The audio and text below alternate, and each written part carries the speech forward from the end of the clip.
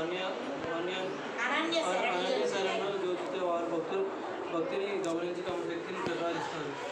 జయ జయ దీన దయాలు భక్తులను ఉద్ధరించే పరమ ప్రేమయ మీరు అఖిల బ్రహ్మాండాన్ని వ్యాపించి ఉన్న విశేష షిరిడీలో ఉంటున్నారు. తల్లి అనేక వ్రతాలను ఆచరించింది.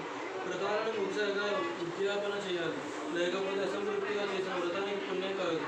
వ్రతాలు 25-30 ఉంటాయి. వీని ఉద్యాపనకు దేవుడు 100 బ్రాహ్మణులను భోజనానికి ఆహ్వానించాడు. ఒక తిథిని నిర్ణయించుకొని ఈ ఉద్యాపకులు రమ్మని బాబాను ప్రార్థించమని జోకు ఉత్తరం రాశాడు.